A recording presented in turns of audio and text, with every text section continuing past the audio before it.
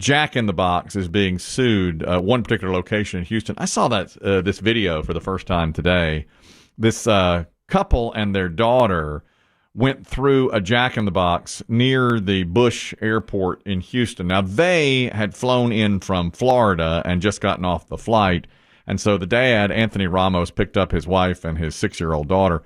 They go through the drive-thru at Jack in the Box. Not my first stop in Texas, but all right. Absolutely agree. I thought the same thing.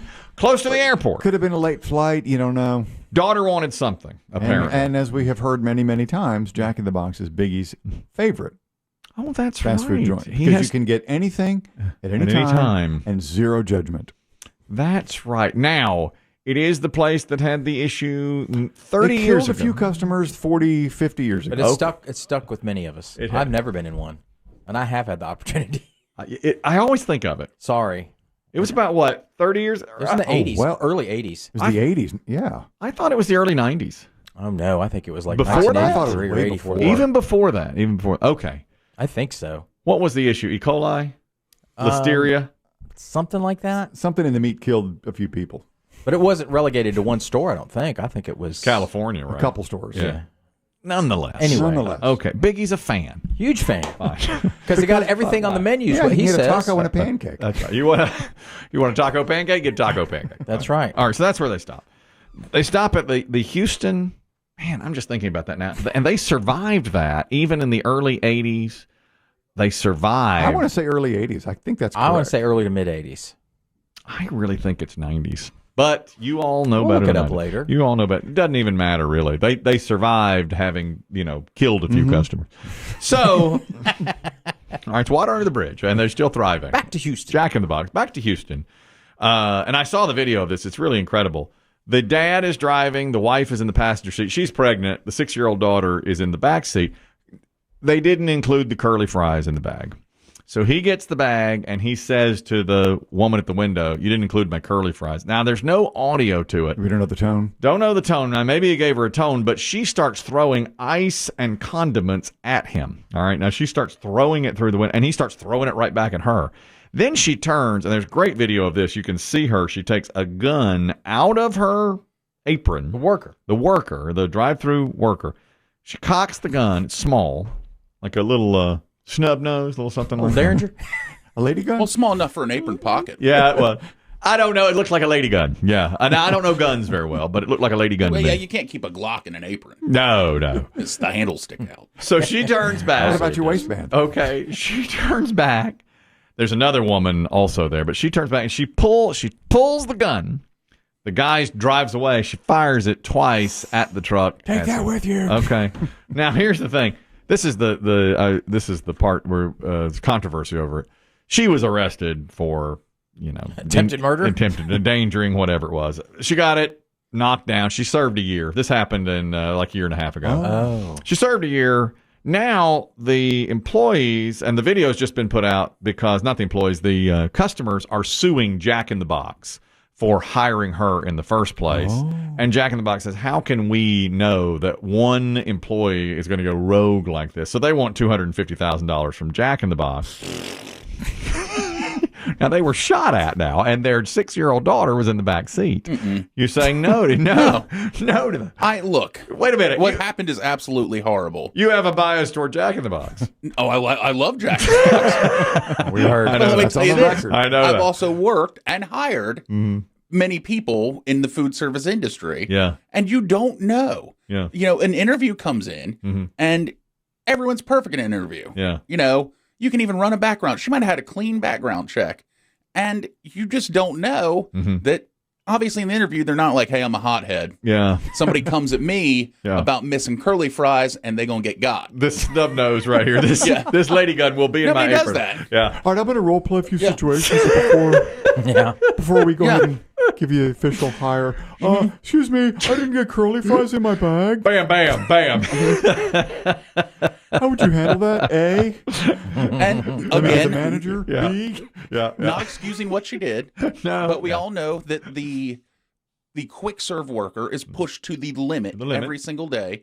Most places are working short staffed. Yes. Everybody's stressed. Mm-hmm. But again, if I'm Jack in the Box, what they want, $250? Yeah. $250. I'll half it with you. $125. I'll give you $125, but I don't want it quietly because I don't want to admit anything. I'm basically just paying you off to go. I'm sorry that it happened. I'm sorry it was one of my employees. Well, But I don't think. But see, this way you have to fight this because then every time somebody in line, and I guarantee you, I'm sorry, not to get shot at, but I'm sure there was a tone. I'm sure he wasn't like, "Hi, hello, I just happened to be around and you forgot my curly fries." Well, to Biggie's point. So there's no audio of it. I don't know. No. But the video is like, I mean, the Jack in the Box logo is everywhere, and there she is just digging it out of her apron and cocking the gun. No one. And the guns never should come into play in this scenario. Ever. Well, she wasn't supposed to have the gun. Exactly, of course. Even in Texas. Even in It is she was Texas. not on Jack in the Box property, I'm sure. That's right. But That's right.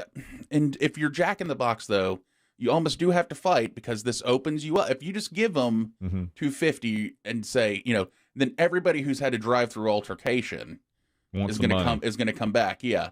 Not gun aside. Well, but they were shot at. I know. I mean, the daughter. And you have a child and a pregnant woman and a child. That's why I'm She saying didn't put it on her resume. Okay. Your defense is falling apart. All right. It's falling apart. $125 in a college fund. No, I want my $250,000. Oh, I like the college fund. $125 in a college fund. But you have to admit that you had a tone. There's a tone to it. Okay, all right. I'll admit to the tone. I want the $250,000. You want There's that girl. She's the Jack in the Box scholar. There's a. I bet she's working in another Jack in the Box in west side of Houston. Probably. The 6-year-old or the grown-up? The grown up with a gun. Is probably, Either. Yeah, they're probably working over a Jack in the Box. Yes. I just had Hire her back. We're desperate. I talked to somebody. This is about Biggie saying they're strapped for workers, which I guess is still a common theme. I had a guy. Well, he says that I can't even say who it is, but somebody that does advertising with the station here says that he hired somebody who was doing a very good job. And the guy came in the other day and said, "I'm going to go back to driving a truck, so I'm going to have to give you my notice." And my friend said, "Okay, how much notice?" And he goes, 2 weeks. And he said, "Okay, that's fair. Thank you." Guy went back to his desk, put a bunch of stuff in his backpack that he owned, and left. And just had just said, "I'm giving you a 2-week notice," and just walked right out the door and never returned. It's like, I don't even know why he said it. Right. He's like, "I can't hire anybody. Nobody will work." That's been a common refrain, but he just walked right out. Even after he said, "I'm giving 2 weeks." Some people do that and say, "I'll take two. Giving my 2-week notice," and they're like, "Oh, and by the way, I have 2 weeks vacation." Oh well, Bye. Maybe that's what he was thinking. He didn't say it. Well, I can tell you, nobody gives notice anymore because and nobody because you can leave and walk. It's so short staffed. A lot of places they'll hire you. You can leave and walk next door and be like, "I just quit next door with no notice," and it's like a body hired. Come here, exactly. Learn. We had the lady once here who was hired as our receptionist, who took a lunch and never came back. She's like that Bruce Springsteen song, just left and never came back. Well, we never saw her. We all have days. We never saw her again. I know, that's true. Here's some money for you, Dave. You'll be interested in this. Pair of theater tickets used on the night of Abraham Lincoln's assassination at Ford Theater just sold for $262,000 at auction. I had no idea. That's a pretty good thing. I saw these tickets. They look in awfully good condition. It's like that's exceptional. Good this night on only is printed on the front of the tickets, and the top right corners have been clipped off, noting that the people were in attendance. Verified. Had to be. They were verified by a Boston auction house. The date on the tickets, 14 April 1865, with handwritten details like the prime front row seat assignments. These are good seats at Ford Theater that night. That was the night John Wilkes Booth killed President Lincoln. What a Chris Kelly move. Somebody shot the president. I'm going to hang on to these. Yeah. Put them in your your waistcoat pocket. Yeah. When we get home, give me a Ziploc bag. That hasn't been invented. All right, give me something. Weren't you stunned at what good shape they were? They looked great. They looked really good. That is how they used to do tickets, because they used to do tickets like that in the lunch line.